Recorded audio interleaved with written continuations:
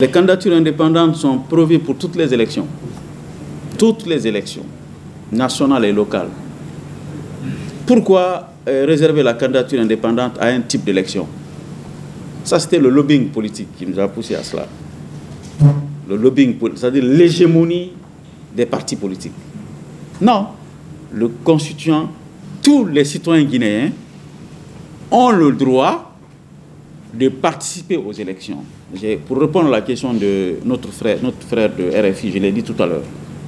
Mais comment on peut dire que pour participer aux élections, il faut que tu sois dans un parti?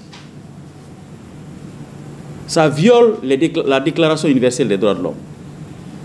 Donc, et notre texte constitutionnel doit aussi être en harmonie avec les textes supranationaux ou les engagements internationaux de la Guinée. Donc, il y a des références. La candidature, c'est un citoyen guinéen qui remplit les conditions. Nationalité, âge, qualité, état de bonne santé. Maintenant, il y a la modalité entre partis politiques ou candidats indépendants. La nuance est que, selon le choix que nous avons fait, seuls les candidats indépendants doivent justifier le parrainage. Et pour les partis politiques, il y a d'autres critères qui vont s'appliquer aussi. Dans la charte des partis politiques, nous sommes en train de travailler sur la charte des partis politiques comme loi organique. Il y a les modalités qui seront mises là-bas.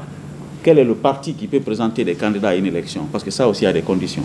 Conditions de création, conditions d'existence, conditions de maintien. Ce sont des conditions que les partis doivent respecter pour jouir pleinement de tous leurs droits, surtout quand il s'agit du processus électoral. N'importe qui ne peut pas être candidat aux élections. Je parle, mais tous les citoyens guinéens qui ne sont pas n'importe qui peuvent être candidats. C'est-à-dire, ça veut dire quoi? Il faut respecter l'âge, il faut respecter le niveau de connaissance, le niveau de... Bref, ce sont des critères universels. On n'a pas commenté trop ça. Nous avons même été très simplistes, contrairement à d'autres pays où ils ont mis beaucoup de complications sur la question même de nationalité. On ne rentre pas dans ça.